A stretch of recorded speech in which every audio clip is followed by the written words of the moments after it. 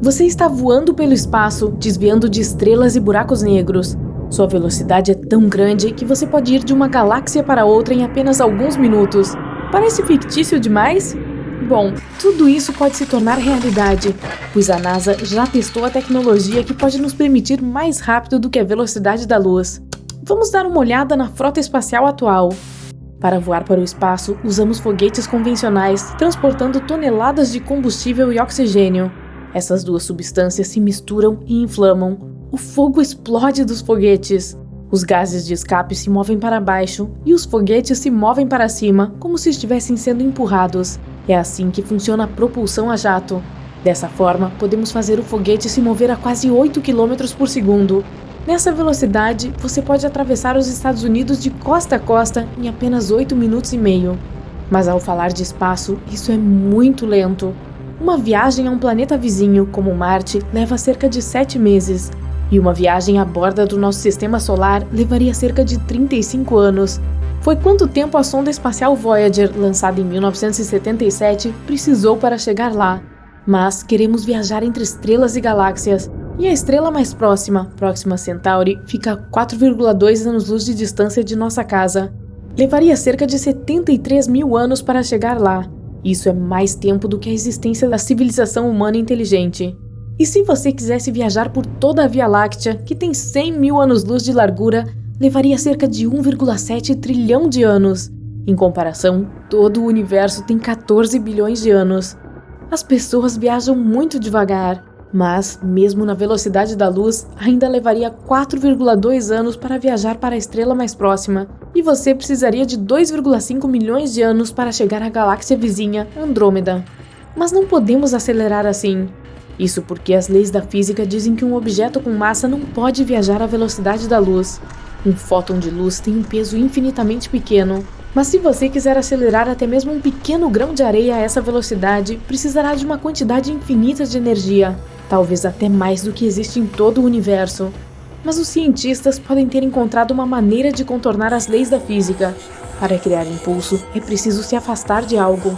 Navios precisam de água, aviões empurram o ar, foguetes usam o combustível que queimam. Mas essa coisa, o N-Drive, funciona de uma maneira diferente. Um magnetron poderoso, como o do seu micro-ondas, envia ondas para este cone. É um ressonador. Faz com que as ondas internas saltem de uma das paredes e atinjam as outras. Como resultado, temos uma força fraca na extremidade estreita do cone e uma força forte na extremidade larga. E, se analisarmos essa força poderosa, veremos que ela é direcionada para a extremidade larga do cone. Portanto, o impulso será na direção oposta. Agora, vamos tornar esse modelo muito maior e colocar o N-Drive em uma nave espacial. A extremidade estreita do cone está voltada para cima, a extremidade larga para baixo. O magnetron começa a funcionar. O ressonador cria impulso e o foguete decola. Não faz barulho e não emite gases nocivos. Esse mecanismo pode acelerar o foguete muito mais rápido do que fazemos com toneladas de combustível. Em teoria, poderíamos até atingir a velocidade da luz. Parece ótimo, mas na realidade não é. Embora o inventor desse dispositivo tenha tentado provar que o N-Drive funciona, nenhum experimento independente em todo o mundo mostrou resultados positivos. A NASA patrocinou a construção de tal máquina em laboratório, mas ela não criou nenhum impulso durante a pesquisa. Outra opção que nos permitiria viajar muito mais rápido do que a velocidade da luz é a propulsão de Alcubierre. Um cientista mexicano descobriu uma maneira de usar a teoria geral da relatividade sem violar as leis da física. Digamos que temos uma nave espacial em um cobertor espaço-temporal, e ela precisa fazer uma viagem para o outro lado do cobertor. Em vez de apenas se mover do ponto A para o ponto B a centenas ou milhares de anos-luz de distância, a nave começa a puxar o cobertor em direção a si mesma. À medida que a nave espacial dobra o cobertor, o ponto B se move em direção a ela. Agora, a nave precisa viajar uma distância muito menor até o ponto B. Ela faz uma viagem rápida e depois endireita o cobertor tempo-espaço de volta ao normal. Voilá! Portanto, essa nave espacial não precisa de motores potentes que queimem toneladas de combustível e oxigênio. Ela se moveria em uma espécie de bolha, mas a parte mais difícil é criar essa bolha. Para fazer isso, precisaríamos de uma quantidade de energia aproximadamente igual à energia de massa de Júpiter. Isso é mais do que podemos produzir na Terra. E ainda assim, os cientistas estão planejando testar essa tecnologia em uma pequena sonda espacial do tamanho da Voyager. Mas esse experimento pode levar décadas ou até séculos. Agora, os cientistas estão tentando atingir pelo menos 20% da velocidade da luz usando um laser. E eles estão planejando chegar à Próxima Centauri em cerca de 30 anos. É provável que aconteça assim. Uma nave-mãe será lançada da Terra. Ela carregará milhares de sondas espaciais do tamanho de uma unha. Depois de atingir a órbita, a nave-mãe lançará as sondas no espaço. Cada sonda então levantará uma vela, um pedaço fino e reflexivo de material do tamanho de um estacionamento. Então, será focado um poderoso feixe de laser da Terra diretamente nas velas das sondas. Isso lhes dará uma aceleração 1000 vezes mais forte do que a aceleração da queda livre na Terra. Uma a uma, as sondas serão lançadas e irão para o seu destino. Nem precisaremos manter esse feixe de laser o tempo todo. Se você desligar os motores de um navio comum na água, ele começará a perder velocidade devido ao atrito com a água. Mas o espaço é um vácuo quase perfeito. Não há literalmente nada lá. Portanto, não há atrito. Tudo que teremos que fazer é acelerar as sondas até alcançar a velocidade necessária. A 20% da velocidade da luz, essas sondas podem chegar ao Sol em apenas 40 minutos. Mas em vez disso, elas irão para a estrela Próxima Centauri. Após cerca de 30 anos de viagem, outros 4 anos se passarão antes de recebermos um sinal das ondas. Existem vários exoplanetas nesse sistema, e alguns cientistas esperam encontrar pelo menos vestígios de vida lá. Mas essa tecnologia de vela pode ser usada no espaço mesmo sem um laser poderoso. Podemos usar o Sol. Se criarmos uma vela do tamanho de um campo de futebol e a desdobrarmos no espaço, ela começará a captar os raios do Sol. E como a superfície da vela é reflexiva, os raios rebaterão nela. Isso criará impulso e impulsionará a nave espacial. Uma desvantagem dessa tecnologia é que só podemos usá-las dentro do sistema solar. No frio espaço interestelar, a vela não será capaz de capturar os raios solares ou o vento solar. Outro candidato para viagens mais rápidas que a luz é um propulsor de íons. Como um foguete convencional, uma nave espacial com propulsores de íons seria impulsionada por gás ejetado para fora.